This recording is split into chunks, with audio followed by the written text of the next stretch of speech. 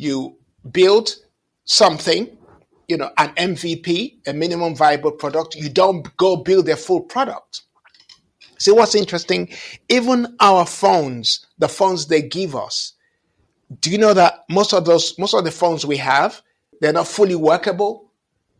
How do I know that? Because we keep getting updates.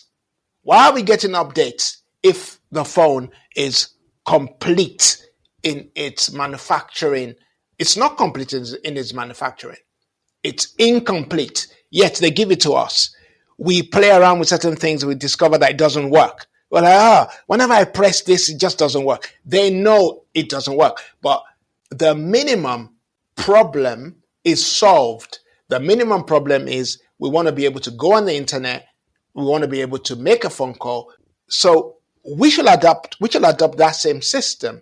If we adopt that same system of creating a minimum viable product, putting the product in the market, knowing that it's not finished, let the people who have the problem, let them use the product and let them determine what features they want and what features work for them. Then you as a product creator or service creator can now begin to modify your product to fit that market. So you get to a product market fit. You're listening to the Black to Business Podcast, an educational podcast providing Black entrepreneurs with the tools and resources to start and grow their businesses. We chat with vetted Black entrepreneurs, thought leaders, and business owners as they provide tips and resources to help take your business to the next level. I'm your host, Monique T. Marshall. Welcome to the Black to Business Podcast. I am your host, Monique T. Marshall. So in all the years that I've been in business, as well as speaking and interacting with so many entrepreneurs, one of the things I truly get is that when you're trying to build a business, there are times when you feel like you're building it from the ground up and nobody's there to show you the way. And oftentimes you're dealing with no budget and no backup. And this can make the process more than just hard, it can make it heavy. And on top of that, as a Black entrepreneur, you're not just trying to figure out strategy. You're navigating limited access, generational pressure, and the unspoken expectation to make it work no matter what. And for a lot of us, it's more than building a business. It's rewriting the rules for yourself and our communities. And that's exactly why this episode is so timely. Today, we're cutting through the noise and talking about what does it really mean to start from where you are. I'm joined by Boomy Tokan, a seasoned startup strategist and founder of the Start Your Own Business Academy.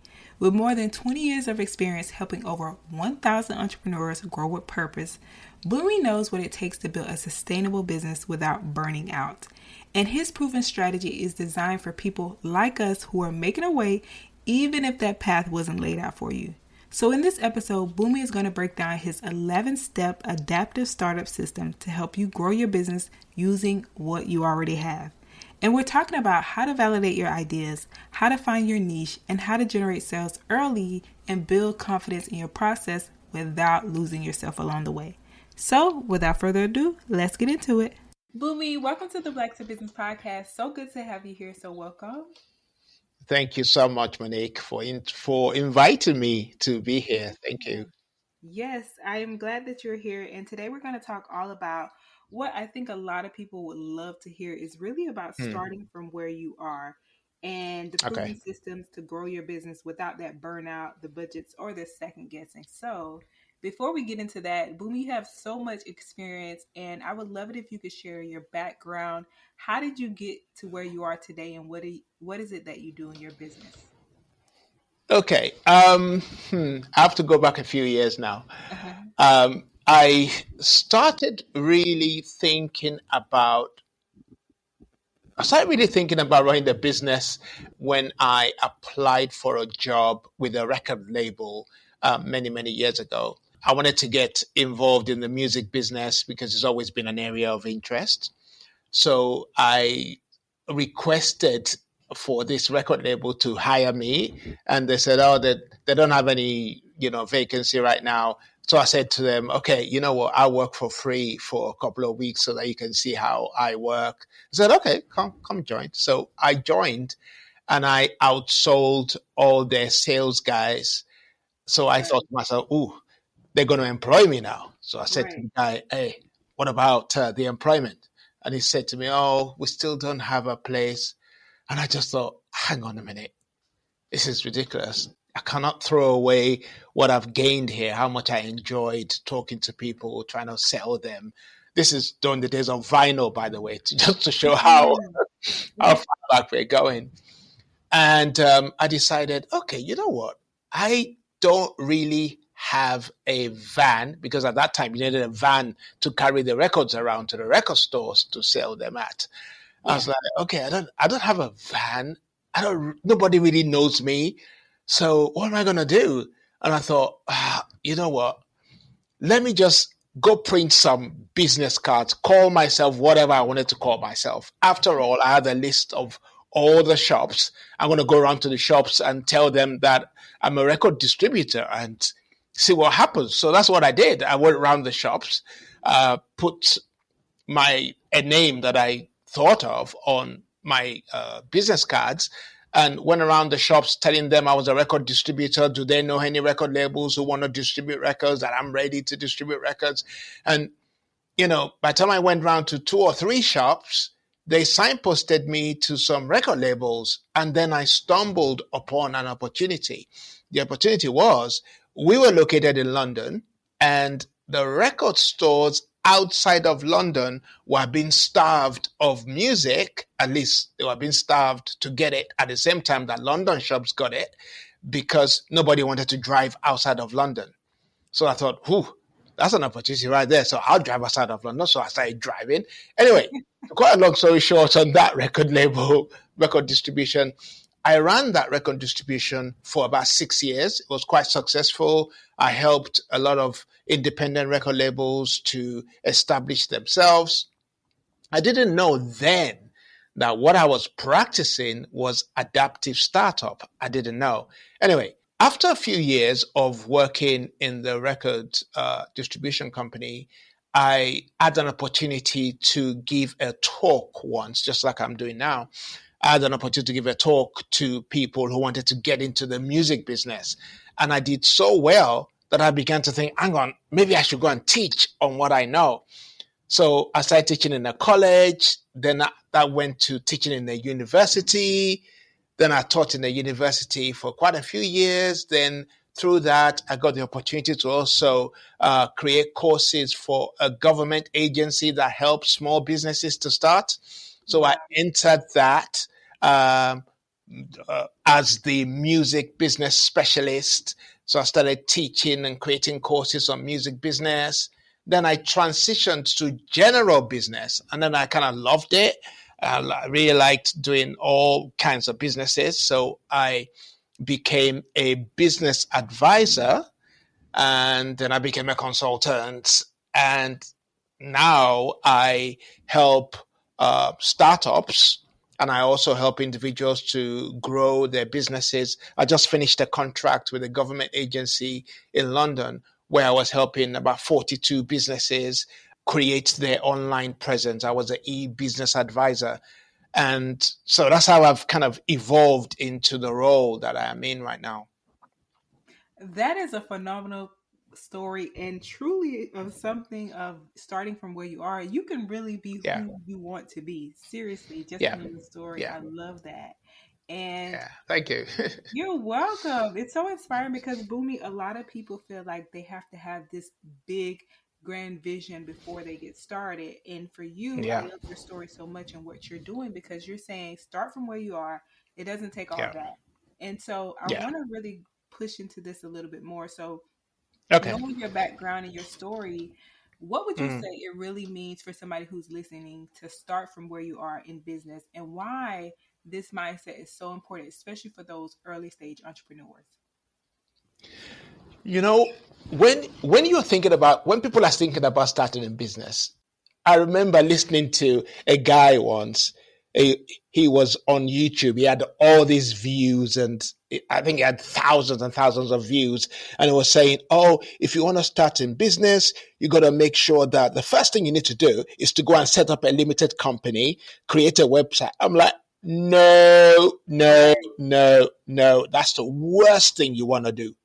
Why do you want to do that? So when people think about starting a business, they always think about the mechanics that will run the business as opposed to the core of the business. The core of the business is you got to have a service or a product that people want to buy, and you need proof. If you don't have that, everything else, setting up a limited company in the UK or LLC in America, setting up a website and all that, unless the website is integral to the product, then setting up a website, all that stuff is not important. So when people think about starting a business, they always think about the things they don't have. They forget about the things they have. Yes. You have contacts, you have skills, you have abilities, you have a network of people, or things like that. I think if somebody starting a business would reflect on what they have rather than what they don't have, they probably have a better start than the way most people think. Even the idea of, I'm sure you've heard this. Before you start a business, make sure you have 6 months of saved up money to help you. Well, hang on, who has that sometimes? Most of the time, most people don't have that. Right. Because you may be still working while you set up your side hustle anyway. And even if you don't have a job and you want to start your business, most people don't have some 9 months saved up money that they're going to use. Otherwise, they probably won't start a business. I don't know. But, no, people focus too much on what they don't have rather than what they have. Yes. Oh, starting off with a bang. So I agree so much with what you're saying. And I think that what you mentioned also is the advice that people hear oftentimes is start with that 9 months. But that's also a lot of that advice, Boomy, is traditional business advice. So I want to talk about why you believe that this traditional business advice often leaves entrepreneurs burnt out and overwhelmed. Yeah, I think what it is that if you think in your mind that this is the way something is supposed to work, if it doesn't work that way, you get frustrated. And a lot of times, once you've set up this big structure before you actually create your core, then you are just chasing your tail because you've created, I've even heard people say, oh, what you want to do is to go get an office first and make sure that you have 1 or 2 staff that are going to help you. Then you start creating product. It's like, what kind of stupid advice is that? How are you going to go and get an office and create this costs before you even know how much you're going to make, how you're going to make the money, who you're selling your products to, and all the other important things?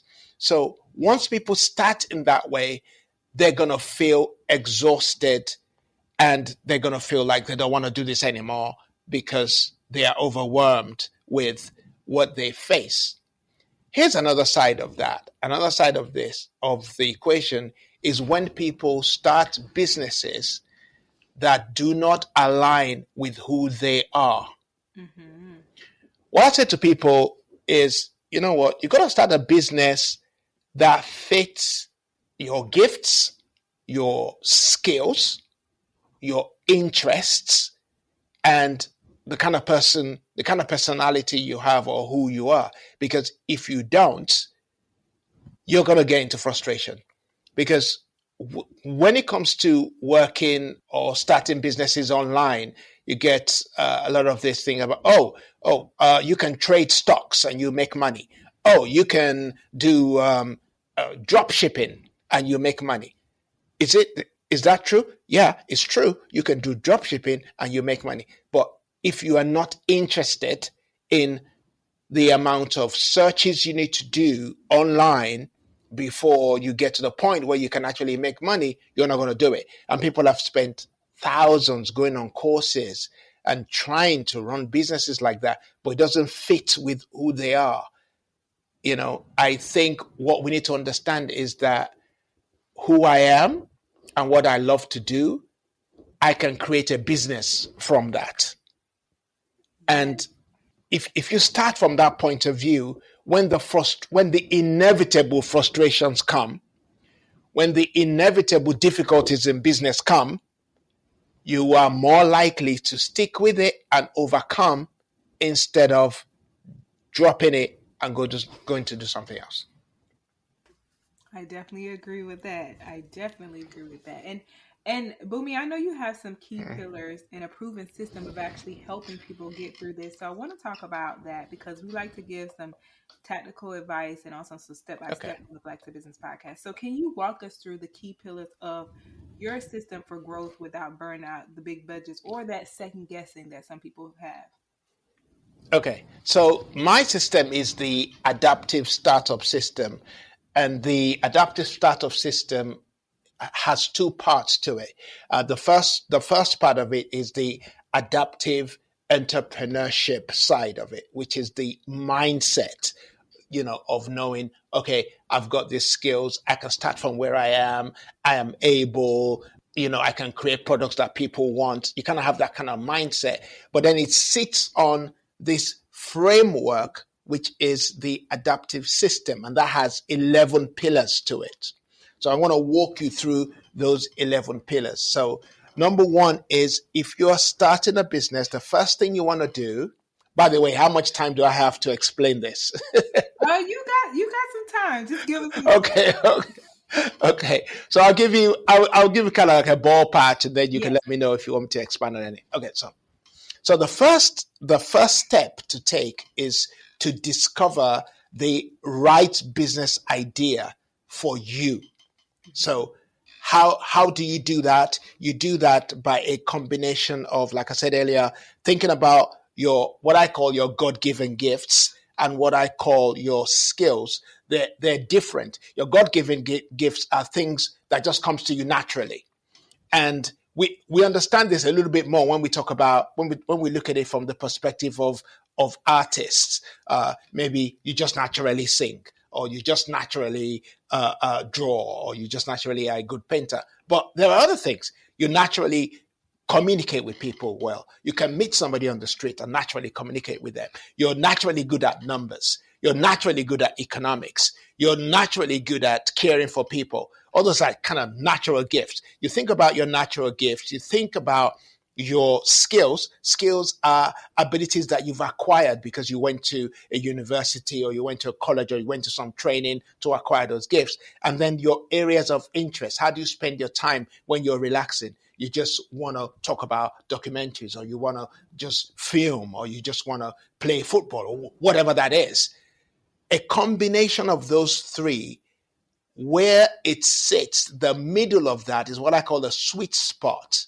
And there are businesses that you can create around those three areas. So what I've done is to create a GPT. I use ChatGPT to create a customized GPT that you can put in your gifts, your skills, and your abilities, and it will give you about 20 business ideas that you can work on. Okay, so that's the first step. Good. So step one, discover the right business idea. Step two is to choose a niche. So in choosing a niche, we're talking about, okay, I'm going to choose a group of people in the market that I want to serve. I don't want to serve everyone. And this is a major issue with startups, because startups want to serve everybody. No, you cannot serve everybody in the beginning. You have to serve a group of people. It's just the way it goes. And I can talk a little bit more about that later, but you choose a group of people you want to serve. Now, the third step is to start small, which is really about starting where you are. Don't think about, even if your business is going to end up selling 1 million copies or 1 million products, or you're going to serve 10,000 businesses, you got to serve 5. You got to serve 10. You got to serve 100. Just start from where you are. Just do as much as you are able to with the resources that you have. That's the first. That's the third one.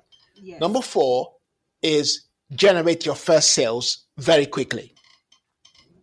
I talk about generating your first sales very quickly because not only does it give you confidence that what you are planning to do is going to work because somebody's prepared to pay for it. People can tell you, oh, it's really nice, it's lovely, oh, it's good, until you tell them to pay. Yes. So the only way you know that it's that good is when people put their hands in their pocket and pay for something.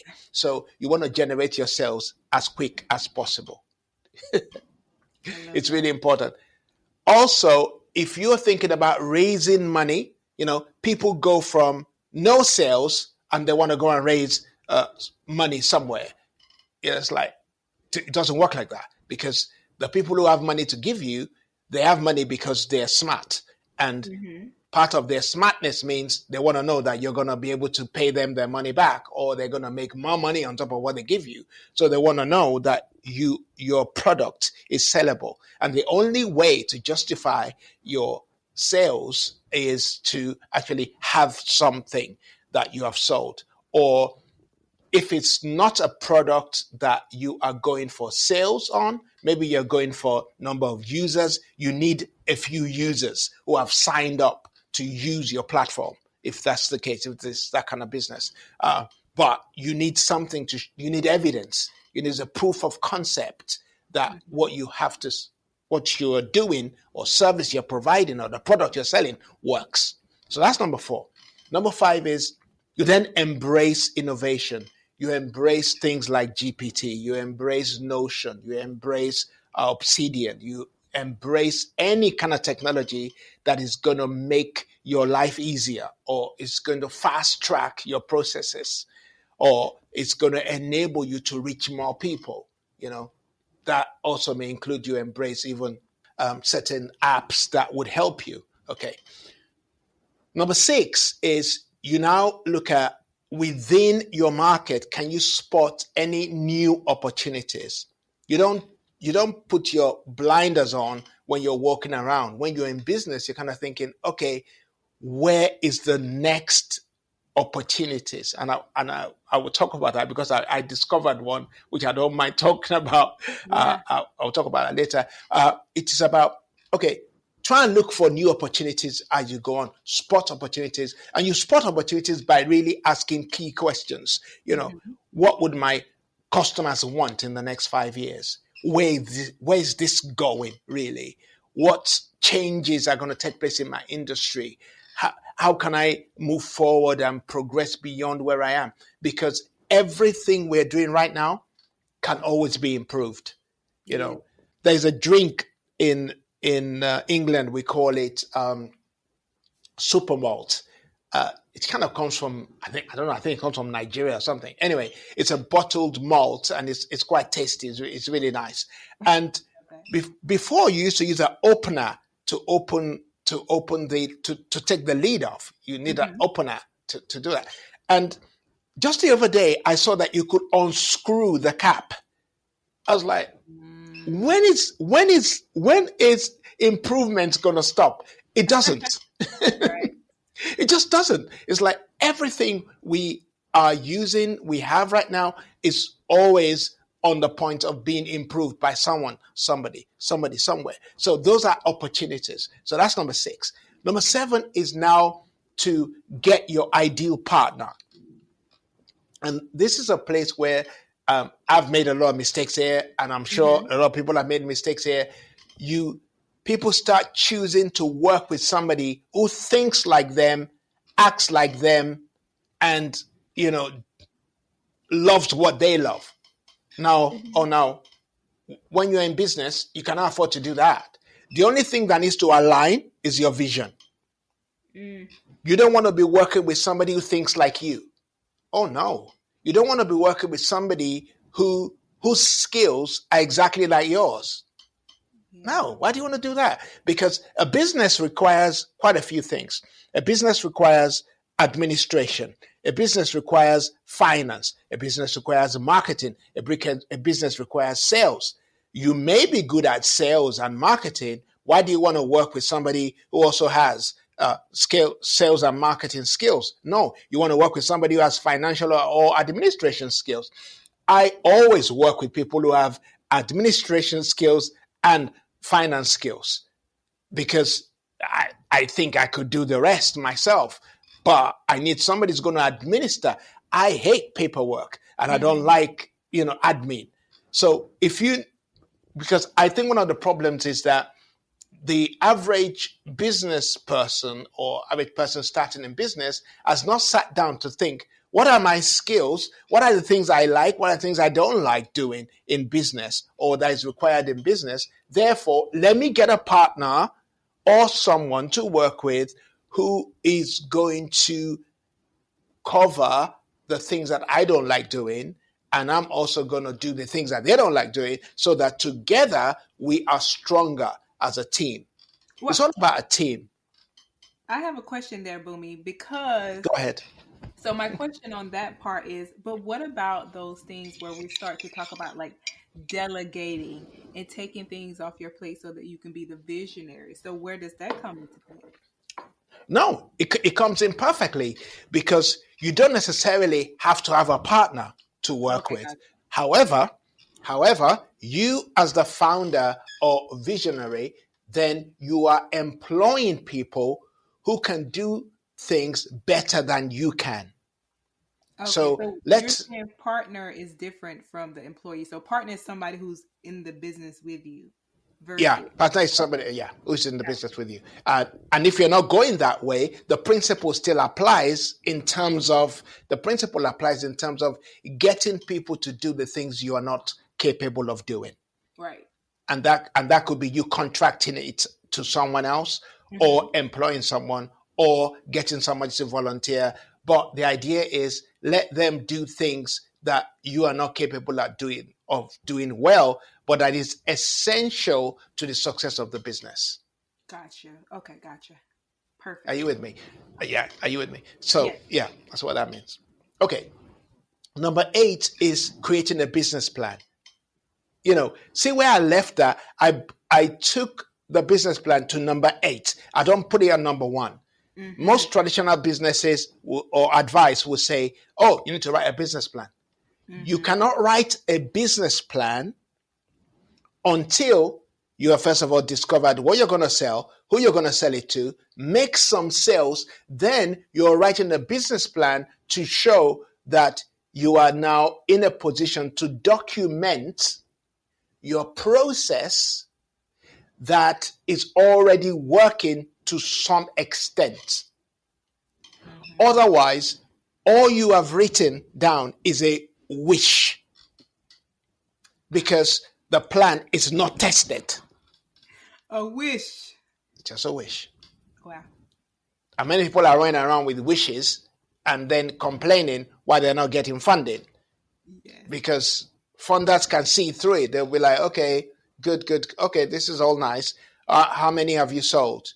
Who have you sold to? Okay, who is your market? Okay, I say, well, I think my market is, no, you should know who your market is because you've made some sales to that market. And when I talk about generating your first sales, I don't mean selling, hundreds of thousands. Sometimes it's just selling 10.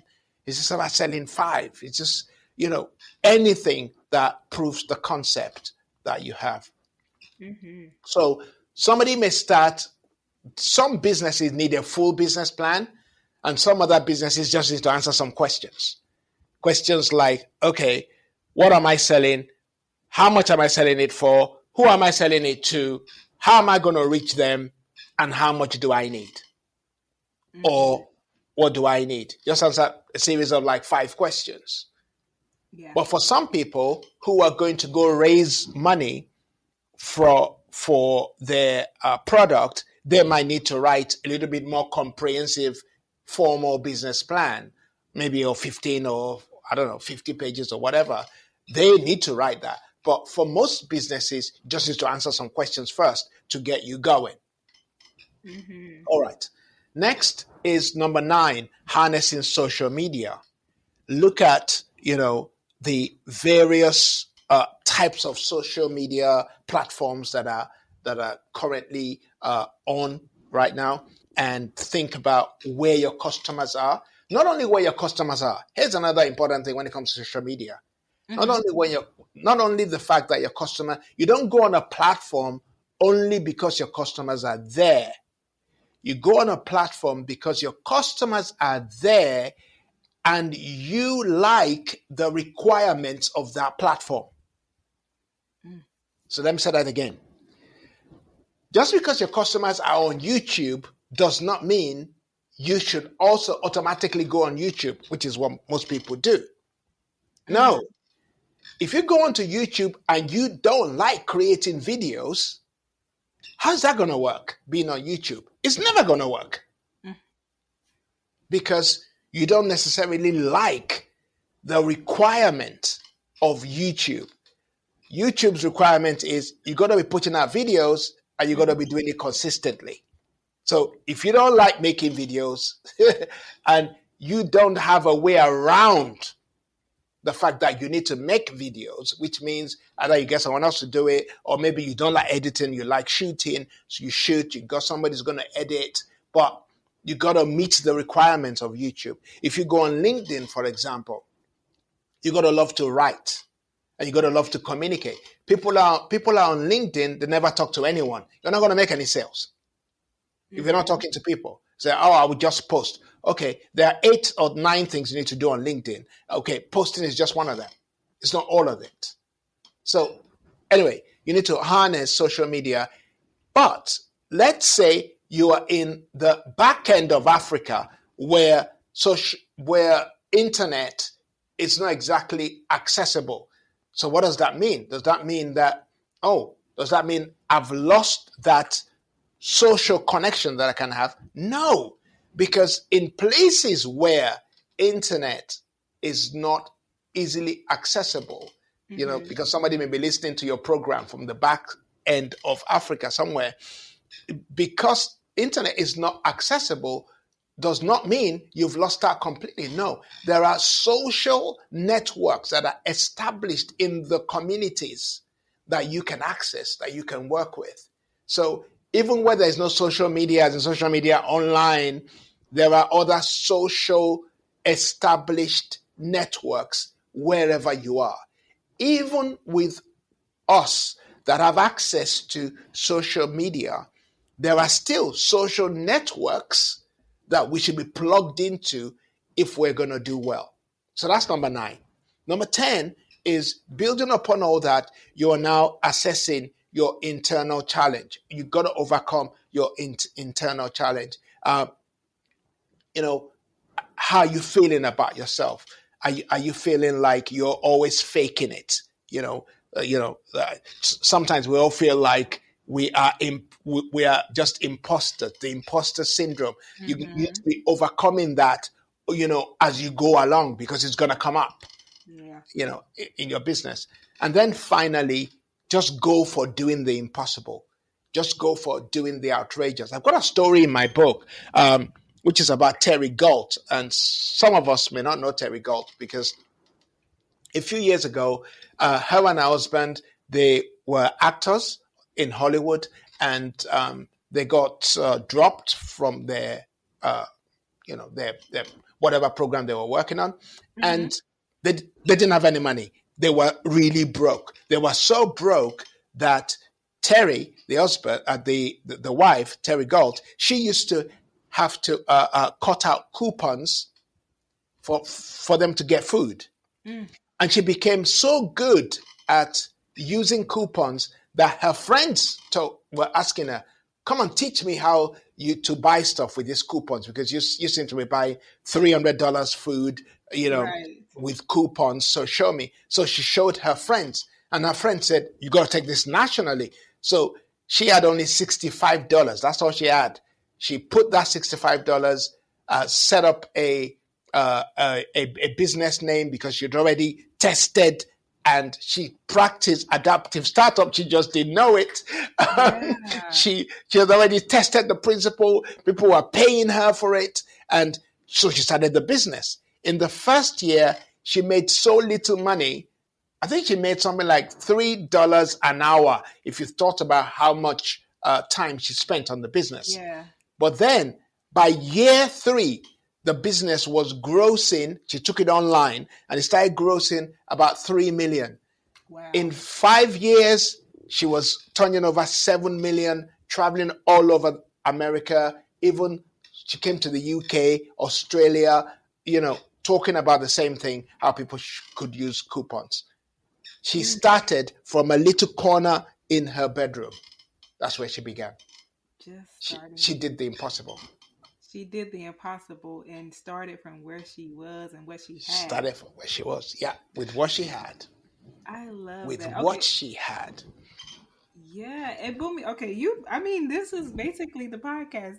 You just gave us the 11 steps. I'm not sure if there's anything else that you missed. I think the one thing I like that you talk about is this idea of also validating, because there are people who are looking to have this idea, but they might be looking for that additional funding, and really understanding how you said these investors going to want to know how are they going to get a return on their investment. Yeah.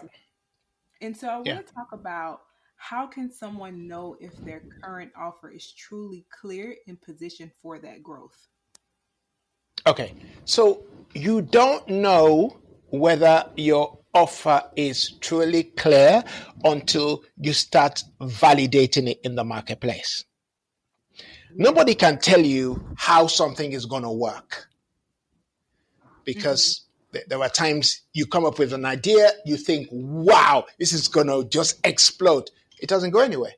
And you come up with an idea, you think, oh, I'll just do it, and if it works, I'm just going to try. I'm going to just give it my all, and it just takes off, because it's only the market that is able to give you that validation, and they give you that validation by their feedback and their responses. However, I learned something a while ago from a marketing guy. I forgot exactly who he was now. He said, the time you start your marketing is when you're creating your product.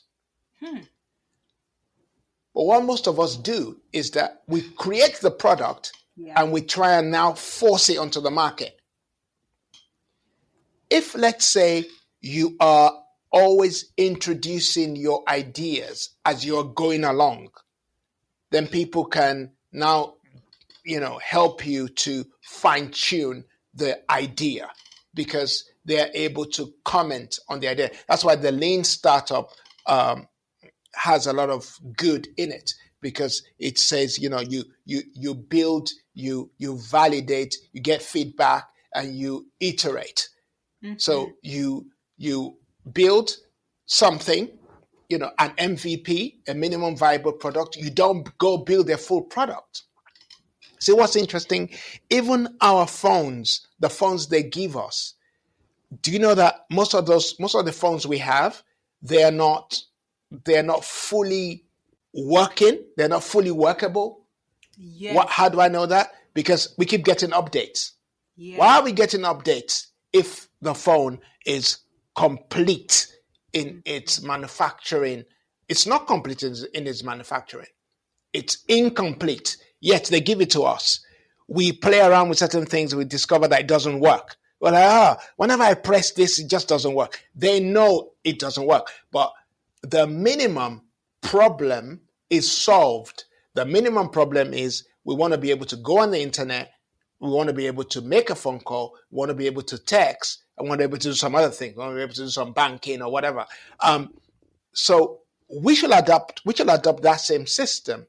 If we adopt that same system of creating a minimum viable product, putting the product in the market, knowing that it's not finished, let the people who have the problem, let them use the product and let them determine what features they want and what features work for them and what features are just a waste of time.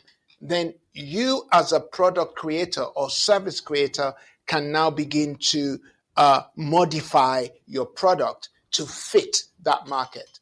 So you get to a product market fit at some point, and it can take a while for you to get there. Yeah. That is so so good. It makes me think about you. You're saying like what we have, and such an epiphany because what we have is not finished a lot of times in these products. And recently, I woke up one morning. I think it was this Sunday, and my phone wasn't working due to my SIM card wasn't working. So I go to Ah, Verizon, and then they're trying to sell me an upgrade, but then they say, "Oh, we don't have but one SIM card." So I'm like, "Nobody comes in here for SIM cards anymore." They're like, "No, we do eSIMs now." I'm like, "What yeah, is an eSIM?" yeah, So I'm behind. It's yeah. They do an eSIM now. Yeah, I've still got the old SIM. I don't have the eSIM yet, but me yeah. too. I refuse right now. Like no. Yeah, for now, we can only refuse for now. Yeah, this is so much, but I love that it talks about, like you said, staying abreast of what's going on in the market and where things are Yeah, always evolving. And as a leader, yeah. Boomy, how do you make sure that you do that while also not losing the core of the business mission and vision? It's you see, everything fits because what I want to do, which is to help people start in business the right way, Mm-hmm. that doesn't change, but the way it's done Mm-hmm. will change because the environment is changing. And I, I, I keep thinking, I keep asking myself, what's going to change in the next few years? Yeah. Where is the current models that we're using now, which is very internet based? Where is it going? So the other day, I began to think, I told you I was going to tell you something that I'm working on right now. I Yeah. began to think, so where is all this going? And so I searched online.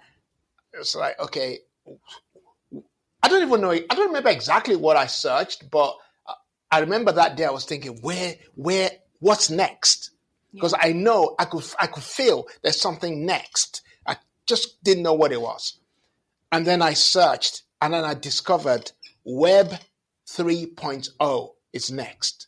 So Mm. I'm like, hang on a minute. What is Web 3.0? I heard this a few years ago. Then I Yes. checked Web 1.0, Web 2.0 is where we are right now. Mm-hmm. Web 3.0 is next. And that makes huge amount of sense because under Web 1.0, which finished in 2004, thereabouts, Yes.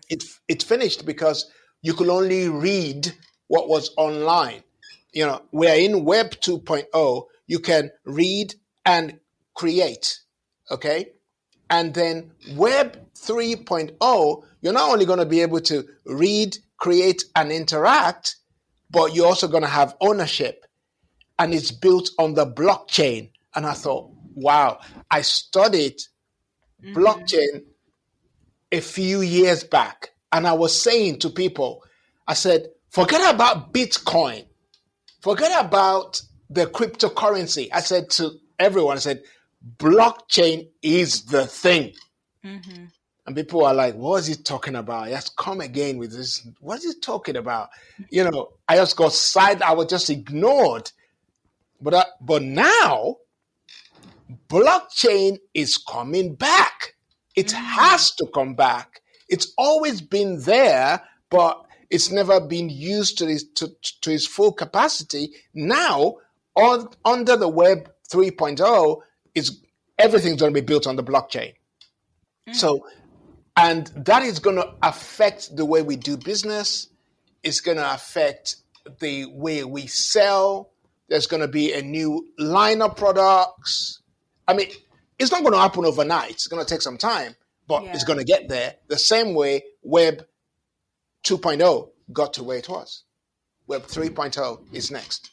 So I kind of learn that way. I tend to keep up. So now what I'll do is when I see that, okay, there's going to be a new movement, I'll start studying around it first. Yeah. I go to the basics of it. I'm now reading things like, Web 3.0 for beginners, because I've forgotten some of the stuff I learned a few years ago about the blockchain. So I'm relearning, but it's just all making sense. It's like, all the aha moments are coming, Yeah. because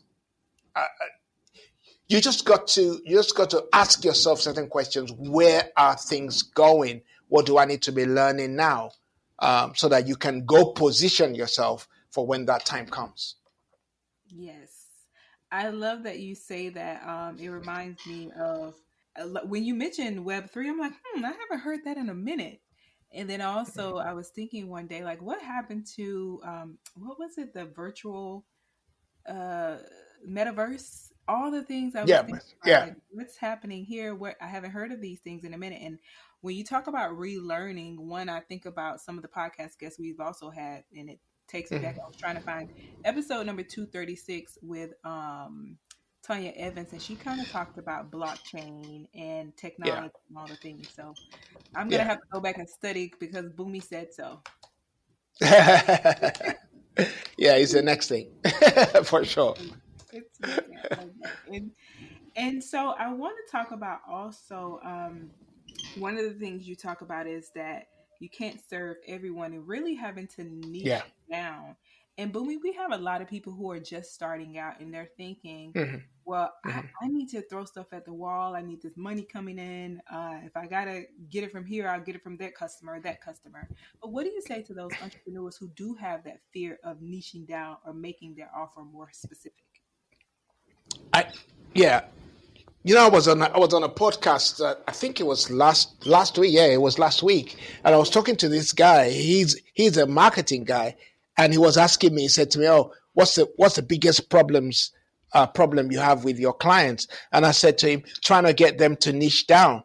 Yeah. And he said, "You will not believe the amount of hours he spends persuading his clients that they should niche down." I'm like, okay, the problem is universal. I think the average person thinks that if I niche down, well, two things. If I niche down, I'm missing out on other opportunities. That's one. And if I niche down, it means my business is always going to be small. But that's not true. Both are not true, because I think we just need to understand that if we niche down, it actually gives us more potential to do better, to make more money, because we niche down. Because unless you can say no to somebody, you're saying yes to everyone. You got to say no to somebody. How do you know you've niched down? You can say no to some people. So I say, okay, no, sorry, we can't help you. We don't, no, we can't do it. We cannot help you.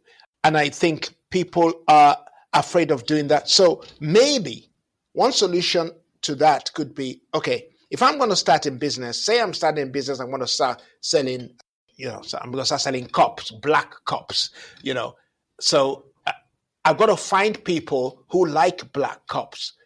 So in an effort for me to survive, I may have a business. I may be doing something else that has nothing to do with black cups so that I can pay my bills. I mean, that's okay. Or I'm going to get a part-time job, or I'm going to do whatever. That's fine. But don't try and sell black cups, white cups, red cups just because you need money.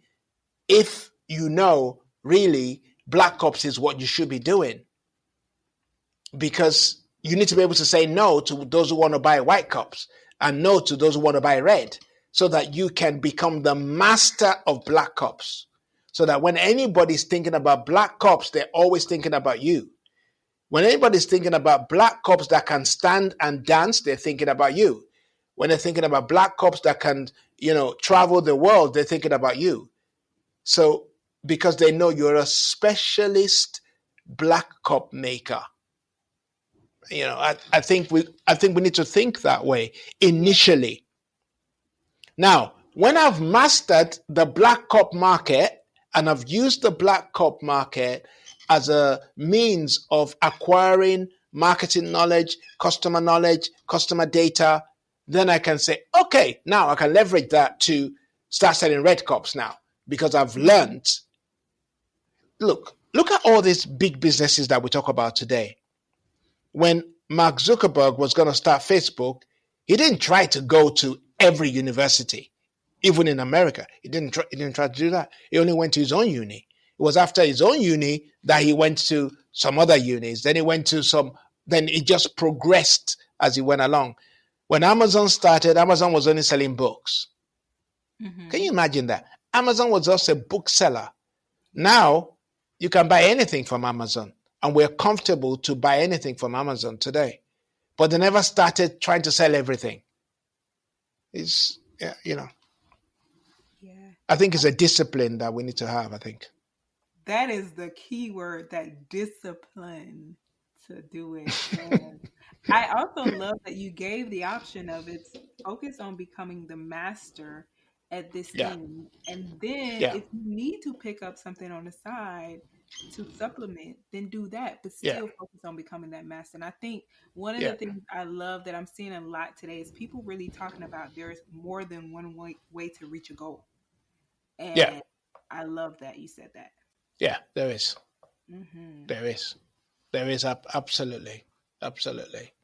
Yeah. I mean, look at what you're doing now. Who knows? In the next few years, you might have diversified into something else. But the reason why you could do that is because you created this as a core. Mm-hmm. Mm-hmm. So if you're going to diversify to other things, it's going to be easier because of all the people you've met, all the things you've learned, all the ideas that you have brought in. It was your idea in the first place anyway. And you're just letting us benefit from your idea. All the experience you will have gathered, you can now leverage that onto something else. But if you didn't do this first, it's going to be difficult. Yeah. Yes, I agree. Thank you for that, Boomy. Yeah. And so with this, how can solopreneurs create that consistent income without constantly hustling for those new clients? That's something that everybody has to grapple with. Yeah. But I think if you, I once heard something. Somebody said, I was watching a guy on YouTube, and he said he never really could establish whether he had a good product until he had called 3,000 people, until he spoke to 3,000 potential clients. I was like, what? 3,000 potential clients? Yep. Mm-hmm. Yep. So that informed me on one thing. So to answer your question, one is we need an ongoing source of traffic. If you want to have a consistent income, you need ongoing source of traffic, because there are people who sometimes they genuinely want your product, but they cannot afford it, or just before they paid, something happened, or their payment structure doesn't suit you, or for whatever reason, just life happens to people. So the only way that you can minimize the impact of that on your own cash flow is to have consistent numbers of people coming through the funnel all the time. And you can do that that's why we talked about social media, for example. That's what we talked about, because that could bring in consistent traffic. After a while, you might have to advertise, or you might have to make cold calls. People shy away from cold calls because they think, I don't want people dropping the phone on me. But you know what? Cold call works. Cold calls work. I agree. You might have to call a lot of people first before you start getting sales, but cold calls, they just work. And it's easy, and most people don't do it. And because most people don't do it, there's an opportunity for anyone right there. Mm-hmm. Even if you get like 1%, if you convert 1 or 2% of cold calls, that could be consistent traffic coming to your door. So that's how you can mitigate the difficulties of having consistent income. And you can also use, definitely you should have things like lead magnets. Mm-hmm. Lead magnets will bring in the numbers of people who are genuinely interested in your product or what you're offering, and then you can market to them by email. And also remember, so we're talking lead magnet, internet traffic, advertising, cold calls. You need to have a variety of ways through which customers come to you before the income can be consistent. Yeah. Maybe after a while that now you have a consistent amount of income, or you're at a certain place that people just naturally flock to you, then that's fine. But before that happens, you need different sources of traffic. I love that. The different sources of traffic. And that brings me to my next question around the tracking, the measuring, the progress. What are some ways that people can measure that what they are doing is working? Yeah, you can measure by number of reviews sometimes, number of feedbacks that you get. Sales is always a good indicator that you're either doing something right or you're not. The number of people that recommend you could be one. The number of reviews that you have could be another. But what I don't want us to overly focus on is, I'm not getting thousands and thousands of likes like some other person is doing. No, it could be you're not going to get those many likes, but the number of likes you're getting are so significant that you are reaching the right numbers of people, the right types of people who are genuinely interested in your product or service. As long as you're reaching the right types of people, they will convert easier than having thousands. I saw one advert the other day. It was a little boy who was bench pressing. He was pushing some kind of gimmick ad, a video. It was pushing a huge amount of weight. This really small boy, and the advert said, this video got 9 million views, and you can use this kind of app to create a video like this. And I said to myself, why do I want to create a video like this for a boy who's pushing weight? What use is that going to be for me? Yeah, you're going to get 9 million traffic. What type of traffic am I going to get? People just want to have a laugh. No. If I want traffic because I want to do business. I don't want traffic because I'm not appealing to people who just want to have a laugh. You want them to reach into their pocket, like you said. Exactly. Put your zap in your pocket, hand in your pocket. Yes, people are going to put their hands in their pocket and buy something. Yeah, and get value from what they buy. Yeah. Yes. Boomy, when I tell you this has been this is a masterclass episode. We've gone through the 11 steps, all the things, and I want to transition into the work that you're doing and some of the continued support. So can you talk about some of the resources that you offer for entrepreneurs who do want to implement your systems? And then you also spoke about your book, so also tell us more about your book as well. Okay, thank you. So I have quite a lot of templates which you can find on my website. My website is Start Your Own Business Academy, startyourownbusinessacademy.com. If you go there, you go to the template sections, and you would find things like a referral template, cash flow template, business plan template, and so many other templates. Even the GPTs, I think we put 1 or 2 GPTs, customized GPTs there for you to be able to use. And the book is the Adaptive Startup System, and a lot of all the 11 steps that I shared are there in detail with exercises, with GPTs. You can get that you can buy it direct from me right now on the website, or They'll be available in Amazon and Google Play in the next three or so weeks from the time of having this discussion. Yeah. And we also offer one-to-one courses and group coaching as well. All this information you can find on my website. Love that. And who is your programs designed for? Like those who are in a particular market, stage? Yeah, my program is designed for somebody who is thinking about starting a business. That's the most ideal. If you're just thinking about starting your business, or if you've started your business and you're thinking of scaling, maybe you're thinking of releasing a new product, you'll find my programs very useful. Somebody's thinking about it and somebody who wants to scale. Included in that person who wants to scale could be somebody who has started their business, but things are not working well. So they want to kind of double back on themselves and say, okay, why isn't things working? Because a lot of clients that I see, for example, I was telling you that I worked on a government program that finished in March. They started in business, but many of them didn't start the right way.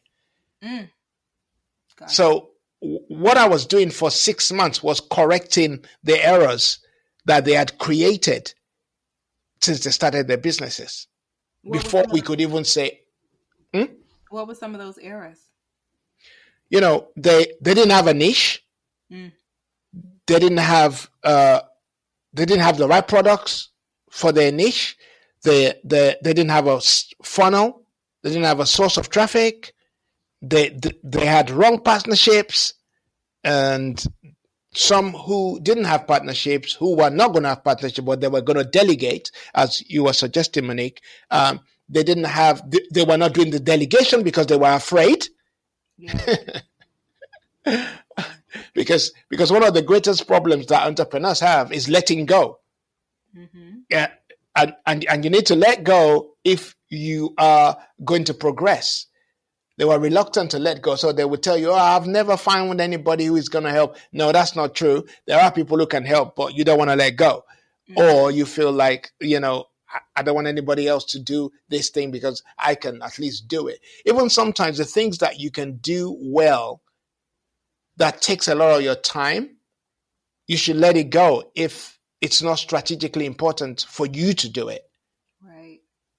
Yeah, anyway, that's another topic entirely. I know. I was like, we didn't get to that part, but we have so much. One of my questions is, I asked that question, one, because as I mentioned before, a lot of people who are listening to the podcast are just getting started too. And so my question to you is, for that person who may be in their first year of business, what advice would you give them? Okay. Somebody who is in their first year of business, really try and knuckle down to having your niche and having a product that fits that niche, and just focus on selling that product to that niche and learning from that niche. Learn as much as you can. Get feedback from your product. Let people tell you what they like, and sometimes they go tell you what they don't like. What they don't like is good because you can change it. Because you can tweak, you can develop. Always go for feedback. At the end of, when I was working with these 42 businesses, like I said, at the end of most sessions, I would get a feedback. Even though the program will still do its own feedback, but I would do my own feedback because I want to know how I performed, or I want to know things that I can change. I want to know things that I can develop. And nowadays, even if I record a conversation with a client, I'll put it on GPT. I'll tell ChatGPT to tell me what did I do well and what can I change, what can I develop, and you'll be amazed. When ChatGPT listens to your recording or your transcript and tells you, you didn't say that properly, you didn't emphasize that enough, or you could have said this, and you kind of learn as you go along. So, yeah, it's very important to learn, especially in year one. Learning is so key. And Boomy, where can people find you, connect with you, and support you? Yeah, so you can find me on my website. Like I said, you can also find me. I'm also on WhatsApp. WhatsApp is the quickest way to get hold of me. And I don't know. I was going to say whether I can write my number here, but anyway, um, yeah, it's a +44 because I'm in the UK at the Mm-hmm. moment. +44 932 394620. That's +44 97932 394620. One more time. +44 7932 394620. Or you can email me. I've got a Gmail, which sometimes can be better, which Mm-hmm. is Boomy Tokan author, Boomy Tokan author at gmail.com. Boomy I Tokan author at gmail.com. I've also put that in the chat. Yes, and we'll be sure to put that in show notes. I love the way you do business. That's a UK. You gave the WhatsApp and then also the email. I love that. And it goes back to what you said about like the cold calling and all those things working and just how people can genuinely connect with you. Yeah. Yeah. Thank you. Thank You're you. Thanks, welcome. Monique. And my final question is, what does it mean Yeah. to you to be Black in business? It means many things. Um, I think as a Black person, you are not in business just for yourself, but you are also in business for the Black community, for the Black community. Mm-hmm. And I think that is something that each one of us, well, that's something that I remember. And I will even add one more thing to it. As a Black Christian person, then I also know that I need to serve well because I want to leave a legacy. I want people that I interact with. I want to change people's perception of how a Black person does business.